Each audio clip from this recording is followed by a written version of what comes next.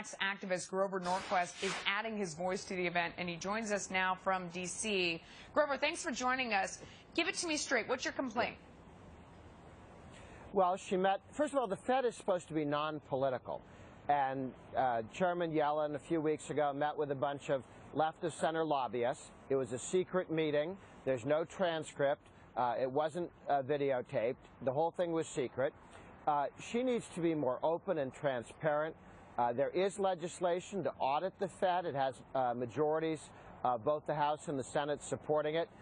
With the new change in the Senate, Harry Reid wouldn't let it come up, but I think we can get the audit the Fed bill. But if she's going to be lobbied by lobbyists, we need to, one, have her talking to people, both free market economists as well as left-wing big government advocates and people who want the government to decide what the dollar's worth rather than have the dollar be a stable currency of stable Grover, value. She needs to hang on, let me ask you. I mean, what do you think you're really going to convince her of? Because when I think of somebody like that who has had a very long academic career, I mean, she is so deeply steeped in her own ideology that is it more about the message that it's sending? Because I feel like if you meet with someone like that, you're not going to convince her of anything. I mean, she already knows what she believes. Well, she should be meeting with a broader range of people if she's going to be lobbied the way she's being lobbied, left-of-center lobbyists.